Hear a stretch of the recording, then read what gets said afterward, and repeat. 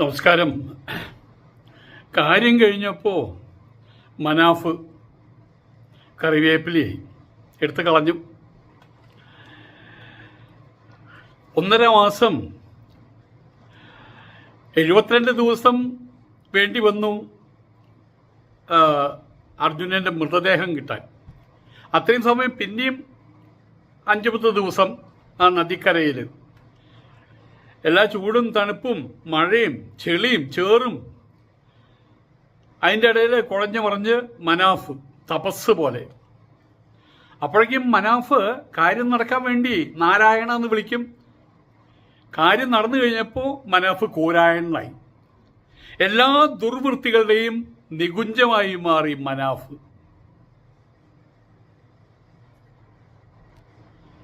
ഒറ്റ ദിവസം കൊണ്ട് അർജുൻ്റെ കുടുംബത്തെ മലയാളികൾ മുഴുവൻ ഇപ്പം നോക്കിക്കാണുന്നത് വെറുപ്പോട് കൂടിയിട്ടാണ്, അറപ്പോട് കൂടിയിട്ടാണ്. സംഘികളാണെന്ന് തോന്നുന്നു ഒറ്റകൾ.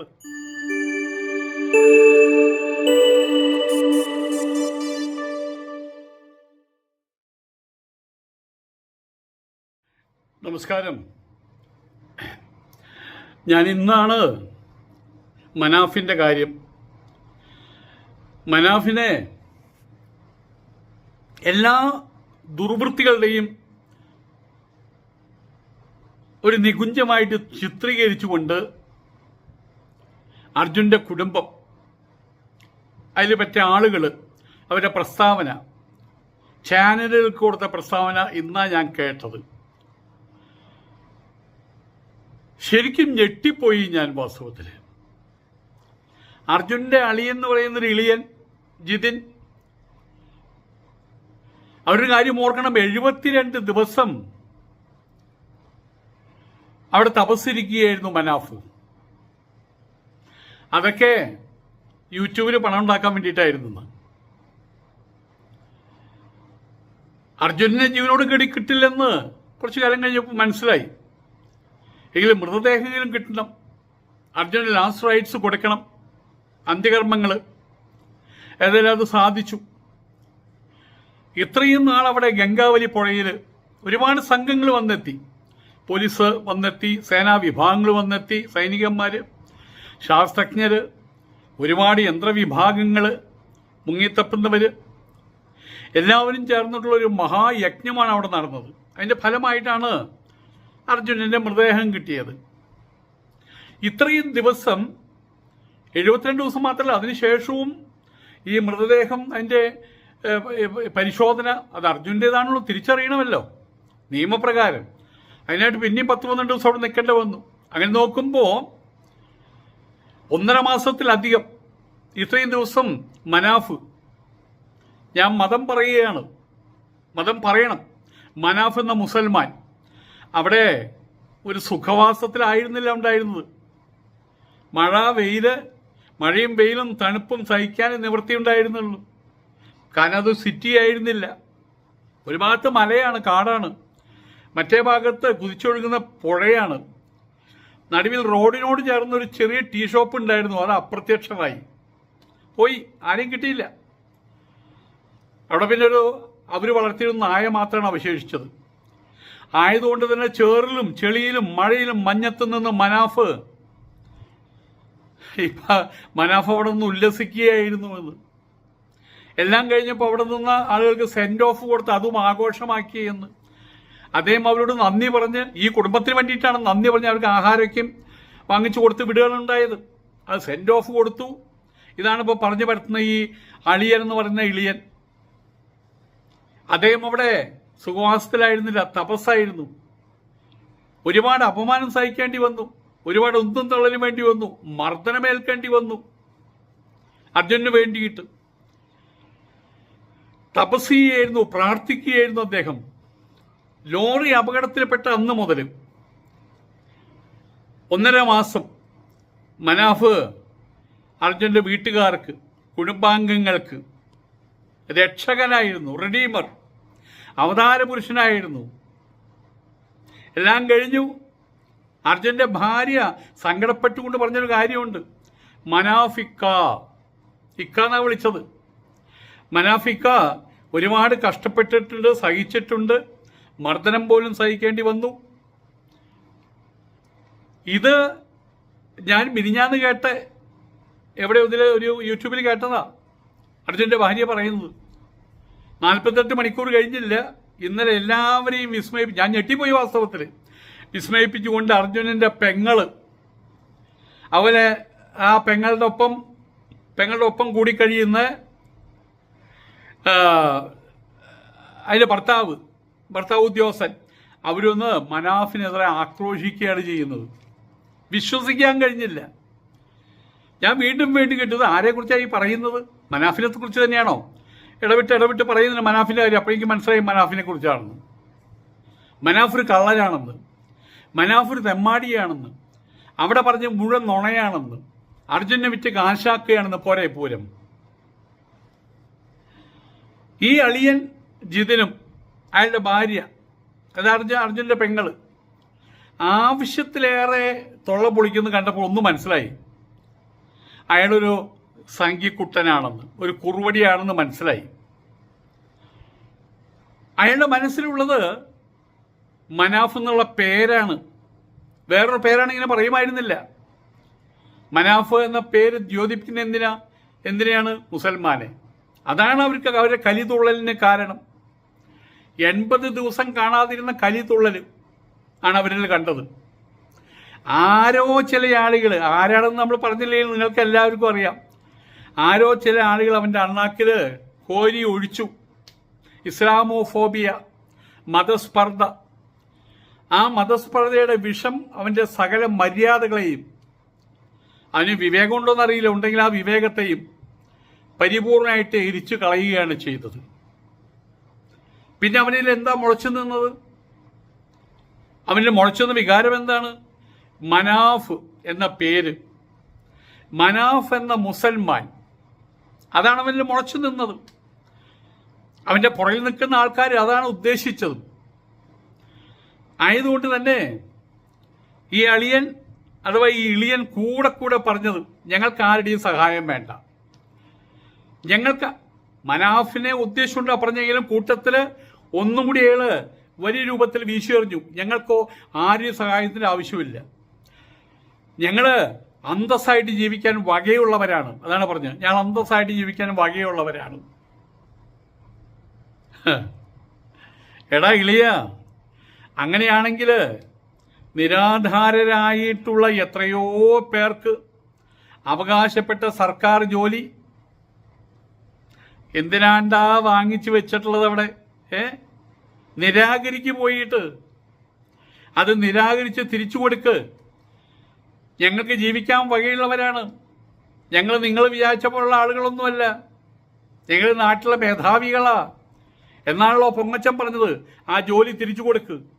അത് തിരിച്ചു കൊടുത്തത് നിനക്ക് മാന്യതയുണ്ടെങ്കിൽ ആ മാന്യത ഒന്ന് പുറത്ത് കാണിക്ക്. നിങ്ങൾക്ക് മനാഫ് ചെയ്ത കാര്യങ്ങൾ മനസ്സിലാക്കണം.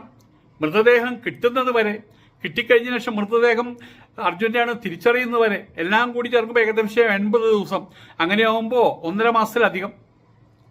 അത്രയും കാലം മനാഫ് ചെയ്ത കാര്യങ്ങളോട് യാതൊരു അഭിപ്രായ വ്യത്യാസം ഉണ്ടായിരുന്നില്ല. ആരോ പറഞ്ഞ പോലെ പാലം കടക്കണമല്ലോ. അപ്പം അതുവരെ മനാഫിനെ നാരായണ എന്ന് വിളിച്ചു. പാലം കടന്നപ്പോഴോ മനാഫ് കൂരായണനായി, കറിവേപ്പിലയായി. എന്തൊരു അഭിപ്രായ വ്യത്യാസം ഉണ്ടെങ്കിൽ ഈ 80 ദിവസത്തിനകത്ത് 81ാമത്തെ ദിവസമാണോ ഈ അഭിപ്രായ വ്യത്യാസം ഇവരെ പൊട്ടിത്തെറിച്ച് പറയുന്നത്? അങ്ങനെ അഭിപ്രായ വ്യത്യാസം ഉണ്ടെങ്കിൽ അത് ഇങ്ങനെ ചാനലുകളെ മുഴുവൻ വിളിച്ചു കൂട്ടിയിട്ട് എന്തിനാ കൊട്ടിഘോഷിച്ചത്? അപ്പം അതിൻ്റെ പുറകിൽ എന്തോ മനഃപൂർവ്വമുണ്ട്. ആരോ പുറകിൽ നിന്ന് കുത്തി പറയിപ്പിക്കുന്ന പോലെയാണ് തോന്നിയത്. ആസൂത്രിതമായിട്ട് ചെയ്ത പോലെയാണ് തോന്നിയത്. ഏതായാലും ഇതിൻ്റെ പുറകിൽ നിങ്ങളെ കൊണ്ട് പറയിപ്പിക്കുന്ന ഒരു സംഘം ഉണ്ട്. എല്ലാവർക്കും മനസ്സിലായി. അതുകൊണ്ടാണ് ലോകരുടെ മുമ്പിൽ വലിയ വായിൽ നിങ്ങൾ ഈ കാര്യം വിളംബരം ചെയ്തത്. നിങ്ങൾക്ക് ഇഷ്ടമില്ലെങ്കിൽ മനാഫിനെ വിളിച്ച് പറയാമായിരുന്നു, മനാഫെ ഇത് നിർത്തുക, നിങ്ങൾ നിങ്ങളുടെ സ്വാർത്ഥ താല്പര്യത്തിന് വേണ്ടിയിട്ട് അവിടെ നിൽക്കുകയും ചെയ്യുന്ന ഞങ്ങൾക്ക് മനസ്സിലായി. ഇനി ഞങ്ങളുടെ കുടുംബത്തെ വെറുതെ വിടും. അയാൾ ഫോൺ വിളിച്ച് പറഞ്ഞാൽ പോലെ അതിന് ഇത്ര വലിയ പത്രസമ്മേളനം മുഖ്യമന്ത്രിക്ക് നടത്തുന്ന പത്രസമ്മേളനം നടത്തേണ്ട ആവശ്യമുണ്ടായിരുന്നോ? ക്യാമറ കണ്ടപ്പോൾ ഇങ്ങനെ അർമാദിക്കുന്ന അങ്ങനെയുള്ള ആൾക്കാരുണ്ട്. ആ കൂട്ടത്തിൽ ഇവരും പെട്ടുപോയി. സകല ദുർവൃത്തികളുടെയും നികുഞ്ചമാണ് മനാഫ് എന്ന് വരുത്തി തീർക്കാനുള്ള ആവേശം. അതാണ് ജിതിൻ എന്ന് പറയുന്ന അർജുനന്റെ അളിയനിൽ ഇന്ന് കാണാനായത്. അർജുനെ വിറ്റ് കാശുണ്ടാക്കിയെന്ന് നിങ്ങൾ ആവർത്തിക്കുന്നത് കണ്ടു. സത്യത്തിൽ ആരാണ് അർജുനെ വിറ്റത്? ഇപ്പോൾ അർജുനെ വിറ്റത് ആരാ? മറ്റുള്ളവർക്ക് ഇങ്ങനെയും പറയാം, അർജുൻ്റെ പേരിൽ ബാങ്ക് ജോലി കിട്ടിയില്ലേ, നിങ്ങളത് വാങ്ങിച്ചു വെച്ചില്ലേ, ഞങ്ങൾ വലിയ കുടുംബക്കാരാ, പാറായികളാ എന്ന് പറഞ്ഞാൽ ആ ജോലി ഞങ്ങൾക്ക് വേണ്ടതെന്ന് നിങ്ങൾ പറഞ്ഞില്ലല്ലോ. അപ്പോൾ അത് അർജുനെ വിറ്റതിന് തുല്യല്ലേ? അർജുൻ്റെ പേരിൽ കുടുംബത്തിന് ഇന്ന് മന്ത്രിസഭാ യോഗം കൂടിയിട്ട് തീരുമാനിച്ചു 7 ലക്ഷം രൂപ കൊടുക്കാൻ. വൈകുന്നേരത്തെ തീരുമാനമാണ്. ആ 7 ലക്ഷം വാങ്ങിക്കാതിരിക്കുമോ നിങ്ങൾ? അത് വാങ്ങിച്ചിട്ടുണ്ടെങ്കിൽ മറ്റുള്ളവർക്ക് പറഞ്ഞൂടെ നിങ്ങളാണ് അർജുനെ വിറ്റ് കാശുണ്ടാക്കിയതെന്ന്? മനാഫ് ആയിരുന്നു അന്നദാതാവ് കാലങ്ങളോളം. മനാഫിൻ്റെ ലോറിയാണ് അർജുൻ ഓടിച്ചു നടന്നത്. മനാഫ് കൊടുക്കുന്ന ശമ്പളത്തിലൂടെയാണ്. ആ ശമ്പളത്തിൽ സാറ്റിസ്ഫൈഡ് ആയതുകൊണ്ടാണ് ഇത്രയും കാലം ജോലി ചെയ്തത് മനാഫിൻ്റെ കീഴിൽ. അതുകൊണ്ടല്ലേ മാമുണ്ടത്. അദ്ദേഹം അന്നദാതാവായിരുന്നില്ലേ? അതൊക്കെ മറക്കുകയാണ് ചെയ്തത്. ആർക്ക് വേണ്ടിയിട്ടാണ്? എന്തിനു വേണ്ടിയിട്ടാണ്? ആർക്കോ വേണ്ടിയിട്ട്, ഏതോ ഒരു സംഘത്തിന് വേണ്ടിയിട്ട്. ഏതാ സംഘം? ഏതായാലും ആ ജോലി നിരാകരിക്കുക. ഞങ്ങൾക്ക് ആ ബാങ്കിൽ ജോലി വേണ്ട, ഞങ്ങൾ വലിയ പാറായികളാണ്, ഭർത്താവ് മരിച്ചതിൻ്റെ പേരിൽ എനിക്ക് ജോലി വേണ്ട. 7 ലക്ഷം നിരാകരിക്ക് കഴിയോ? അത് കഴിയില്ല.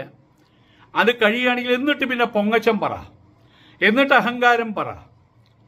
കഴിഞ്ഞ 2.5 മാസമായിട്ട് കേരളം മനസ്സോട് ചേർത്ത് വെച്ച്, ഹൃദയത്തോട് ചേർത്ത് വെച്ച് കുടുംബമായിരുന്നു അർജുനൻ്റെ കുടുംബം.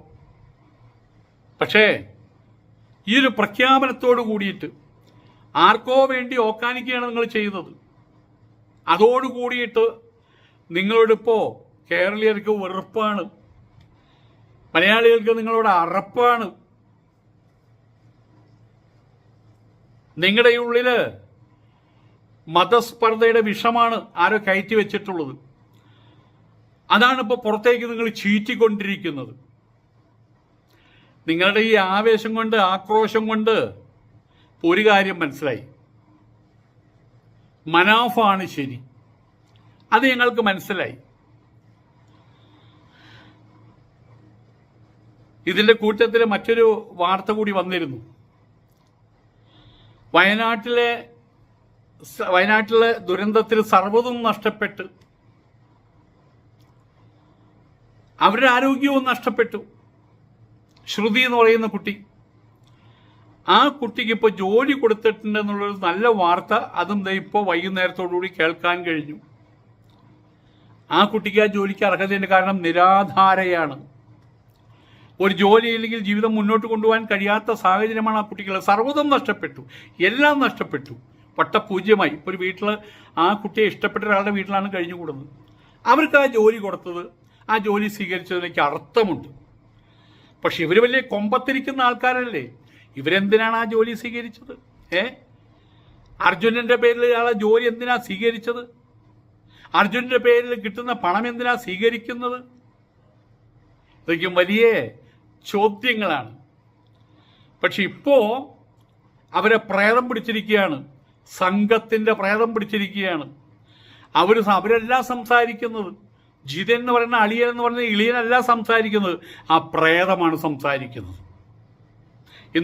ഇന്നലത്തെ ആവേശം കണ്ടപ്പോൾ അതാണ് മനസ്സിലായത്.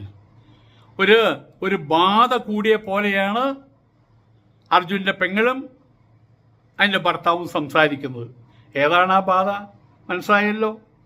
നമസ്കാരം.